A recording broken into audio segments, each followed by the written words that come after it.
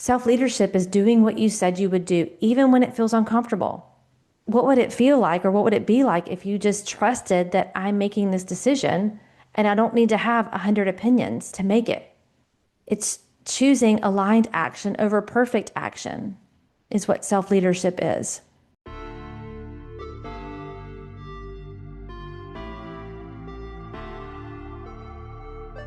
Welcome to the Life Coaching for Mompreneurs podcast, where you will learn simple solutions to win at work without losing at home. Hi, my name is Martine Williams, and I'm your host and CEO, your Chief Encouragement Officer. And this podcast is your one-stop shop to creating a burnout-proof life and business by elevating your clarity, confidence, and courage. Friends, it's time to say goodbye to being the yes girl, to procrastinating on your goals and living in overwhelm. And it's time to say hello to creating healthy boundaries, healthy mindsets, and healthy habits so that you can achieve work-life harmony. Your next breakthrough starts here. This is the Life Coaching for Mompreneurs podcast. Let's do this. Well, hey friends, welcome back to the podcast. I am excited to talk to you today about something that I am seeing across the board when it comes to clients right now. It's also something that I'm seeing with women who are coming on to clarity calls. And it's not that they don't have discipline, it's they have a self-trust problem. And I have experienced this too, so I can definitely speak to not trusting myself. And I think we do this, or we struggle with this for lots of reasons that we're going to get into today. But they have ideas and they have goals and they have something they feel called to do, but they're not taking the actions they know they need to take. So then what happens is they start labeling themselves as unmotivated, a procrastinator, I'm just inconsistent. But I don't believe that that's actually what's going on. So here's what this actually looks like in real life. You have something that you want to pursue. Maybe it's a business that you want to start. Maybe it's a goal and, a health goal that you're wanting to pursue, but you keep researching instead of starting. You are planning instead of deciding. I was just on a call with a potential client and she was like, I'm the girl that goes and buys the planner. And we talked about how she sets up shop, right? She sets up the business, but then she's not following through. So she's doing all the planning and she's tweaking instead of executing. And they're second guessing, or you're second guessing, like she's second guessing all of her decisions. And so then you wait until you feel more ready. And you tell yourself, I just need more clarity. But what you really need, and sometimes it is clarity, but what I'm finding more so than that is you just don't trust yourself yet. And self-trust is low because most of us have spent years building a life based on expectations, roles, what you should do, what the role is that you should be playing as a woman in the family or as a woman professional, instead of like what actually fits you. So now when you want to do something different, there's a gap. There's a gap between what you feel called to do and who you believe yourself to be. The current identity that you see yourself as, especially if you've been labeling yourself a procrastinator or someone who doesn't follow through, that gap between what you say you want and who you see yourself to be creates hesitation. It's an identity conflict. And that's the part that matters. You're not just trying to take a new action. You're trying to become someone your current identity doesn't fully support yet. You haven't fully stepped into that place. This is the work that I think a lot of women and entrepreneurs kind of skip over. And we just try to action our way into the result, which yes, you have to take action, but you'll only take those actions if you identify with the woman that is required to create that. So your brain does what it's designed to do, which is to keep you safe. Right? So in this situation, when you're in this gap, when you're in this hesitation, your brain is saying like, what if this doesn't work? What if you fail? What will people think? And so instead of moving forward, you stay in motion. You just stay busy. You stay overthinking. You stay over preparing, but you're not actually moving forward. You're not actually taking the actions that are required. And that's because there's a gap in who you are and what you say you want. And so we have to get your brain and get you on board with the woman you need to become to create what you want to create. And what we try to do, or maybe what you've tried to do here to fix it, is I just need to be more disciplined. If I hear it once, I hear it 100 times, I need to have better time management, right? Better routines, better structure. But all of those things don't fix self-trust.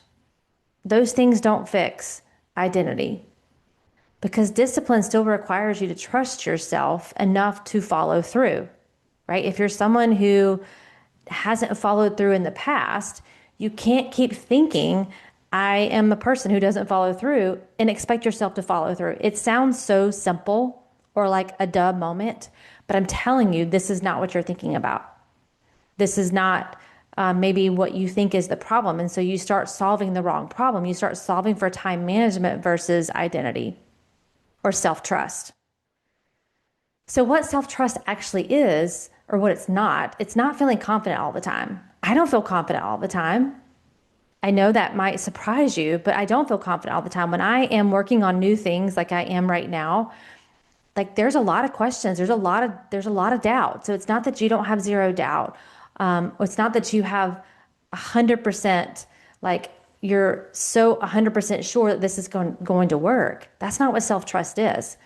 Self-trust is making a decision and then having your own back after you make it. And whatever that looks like, having your own back could be, I'm going to do what I say I'm going to do when I say I'm going to do it, to build that self-trust. I'm going to have my back in that if I try this and this doesn't work, I'm not going to beat myself up about it. I'm going to trust that I made the best decision with the time, with the information that I have right now. And then I'm just going to evaluate it, right?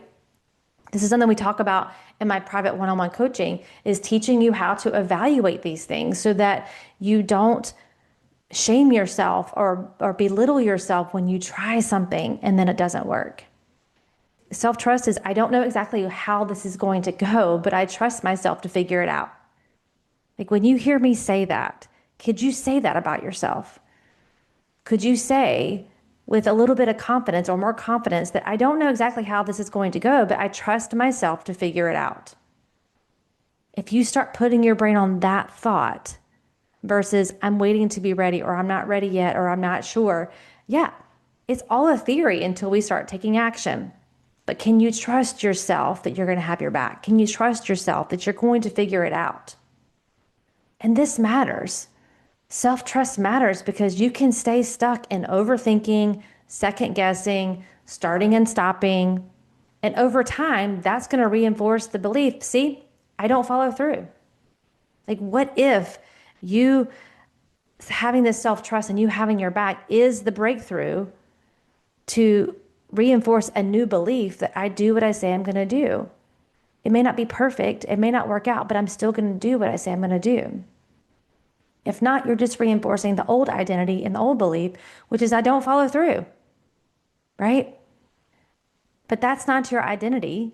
That's a pattern. That's a pattern of thought. That's like the path that your brain has been on, the thought process your brain has been on. And so we have to have a shift into self-leadership. This is where you get to decide, I'm going to lead. I'm going to direct myself. I'm going to lead my brain. I'm going to direct my brain. Self-leadership is doing what you said you would do, even when it feels uncomfortable, right? It's making decisions without outsourcing them to everyone else. Listen, I love to get other people's perspective and thoughts, but what would it feel like, or what would it be like if you just trusted that I'm making this decision and I don't need to have 100 opinions to make it? It's choosing aligned action over perfect action is what self-leadership is.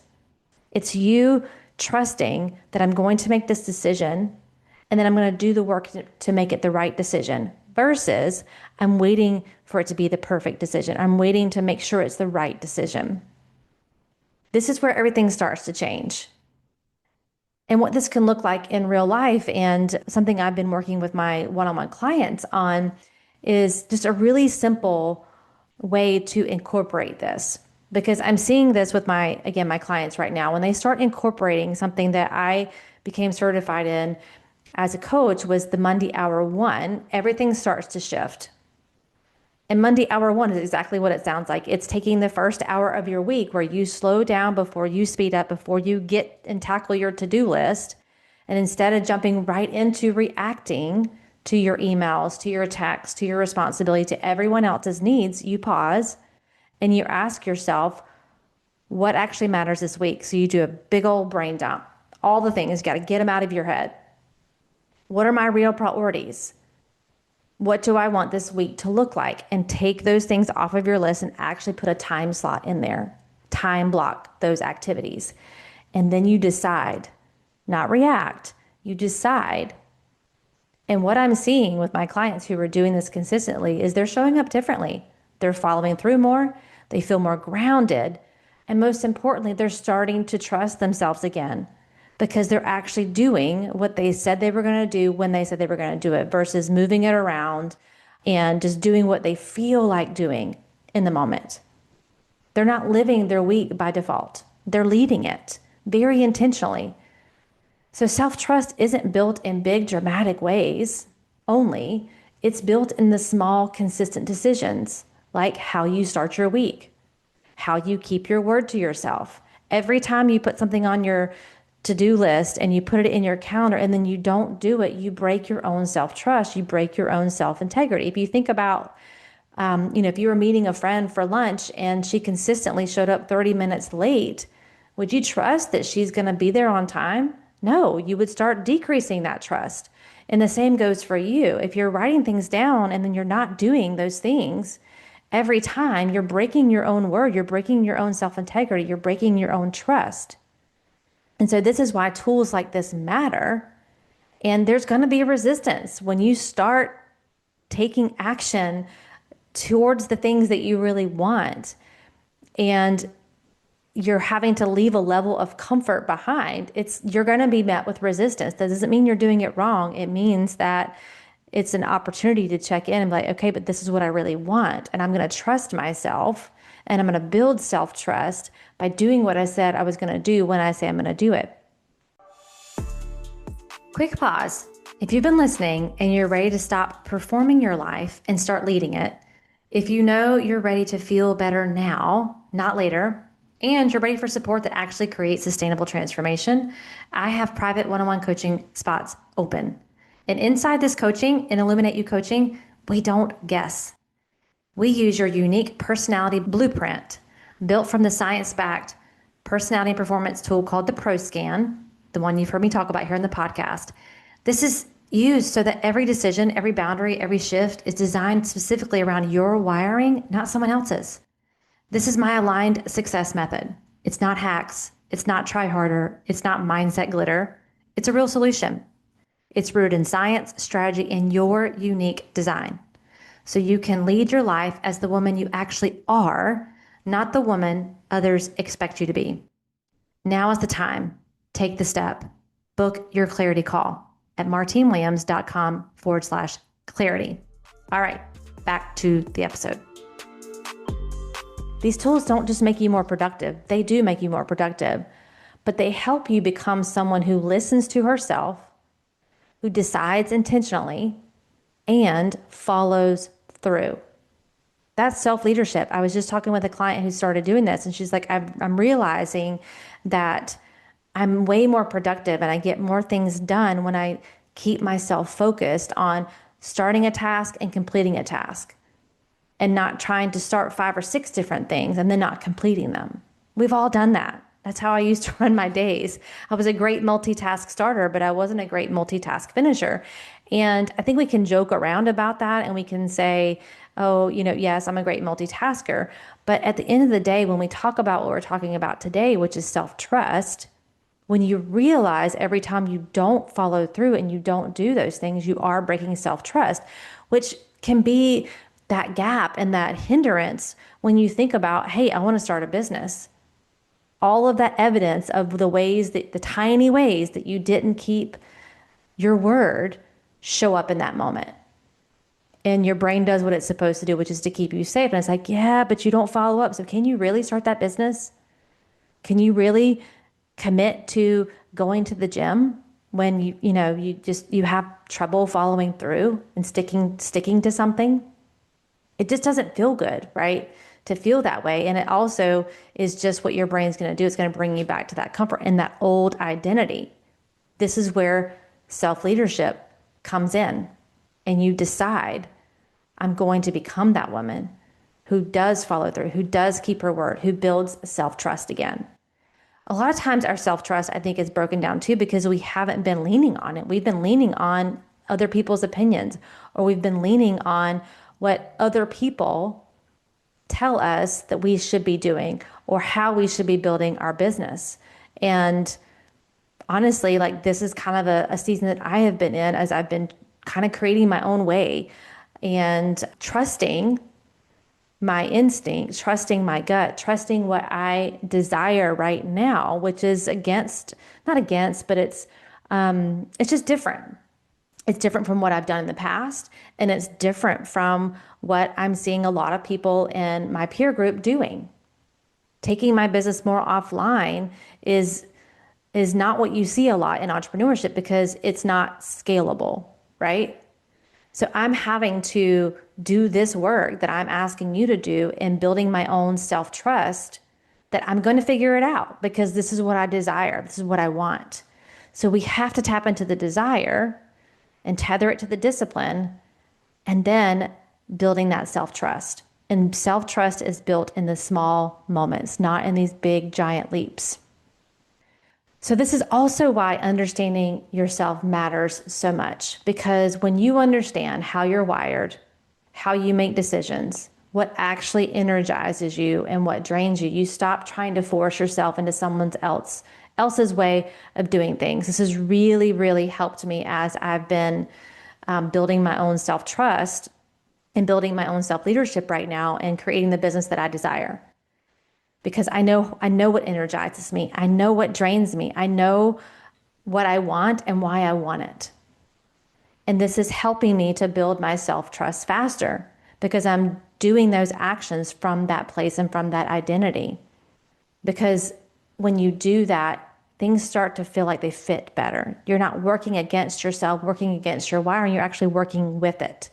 So understanding your unique personality blueprint is the place to start with all of this, and then really thinking about those things that align best with it. So I want to offer you this, that I don't believe that you're inconsistent as a type, like I'm an inconsistent person, or I'm an unmotivated person. That's not typically what I see when I get on a call with someone. They are motivated. They just haven't learned how to trust themselves yet. And sometimes maybe because you've made decisions in the past and it didn't go the way you thought it would go. And so now you can't trust yourself and you can't have your own back. But is that how you want to operate the rest of your life? Or do you want to build this self-trust back? Do you want to be able to have your own opinion and have your own voice and trust that you know this is what you want to create? You may not know how to do it yet. But can you trust and say, I can figure this out, or I will figure this out? It's a skill that you can build. You can build the skill of learning to trust yourself. And at the same time, it's difficult to do that on your own, which is why I offer a clarity call, which is why I offer private coaching, because I know what it feels like to try to do this work on your own. And could you do it 100%? But I also believe if you could have done it alone, you would have already done it. Because you're not the unmotivated, you're not the undisciplined, you're not the person who doesn't get things done. You need that support. You need someone to see the thoughts that you're not able to see right now and to help you and give you a process on how do I build trust again, a process for how to create new beliefs and create new identities that actually match the things that you say you want. So the reflection questions that I want you to think about today is where are you waiting to feel ready? We've talked about this before. Ready isn't a feeling we feel, it's a decision that we make. But where are you waiting? Where are you second guessing yourself right now? Maybe it's multiple areas. It's not fun to be second guessing. It's not fun to be in that spiral, to be overthinking. And here's the thing. I said this to a client the other day on a clarity call. I said, she's like, I just overthink, and I overthink my way out of things. I overthink all the time. And I think overthinking gets a bad rap. If you can overthink the negative, how can you overthink the positive? You can. So put your brain on the possibilities versus the problems. Overthink how it could be possible that I could trust myself again. Overthink about how I can become a person who takes action in the midst of fear, in the midst of doubt, in the midst of, I'm not sure how this is going to work yet. Create the possibility, or put your brain on the possibilities. Overthink on the possibility of what could happen when I invest in the support that I need. That's a totally different way to put your brain on something. But if you're going to overthink in possibility versus the problem. If you just did that on a daily basis, your life will be different. Your results will be different. And maybe you don't know how to do that. And that's what we do in my coaching. So I'm happy to support you in that. So another question is, what decision have I already made that I'm not acting on? That's a really interesting question to ask yourself. I've already made a decision, but I'm not taking action. What's going on here? So the life you want is not on the other side of planning. You have a plan, probably, some sort of plan. It's on the other side of self-trust. It's on the other side of becoming the woman who creates these type of results, who thinks in possibility, who thinks in, I'm trusting, who has her own back. And that self-trust is built one decision at a time, not perfectly, not overnight, but consistently, one decision at a time. So if this is resonating with you and you want to kind of talk through this a little bit more, and you want to know more about just this topic overall, or want someone to talk through some of this stuff with, I invite you to a clarity call. You go to martinewilliams.com/clarity and go ahead and select a time that works for you. If there's a time on there that doesn't work for you, please just email me, Martine@martinewilliams.com, and we'll find a time that works for you. And if this resonated with you as well, and you know someone who needs to hear this, I always love it when you share these episodes. And you can tag me on social media with it. Leave a rating, leave a review on the show. It's like the number one way to support my mission and support me and to support other women hearing this message. So with that, I hope you have a great rest of your week, and I'll catch you on our next episode. Well, that's a wrap, friends. Thank you for tuning in to today's episode. I really hope it met you right where you are and gave you some encouragement for your day. Could you do me the biggest favor and leave me a rating and review? Seriously, it's the best way for you to support the show. And while you're there, be sure to follow the show so you never miss an episode. Thanks again. And until next time, I am believing in you always.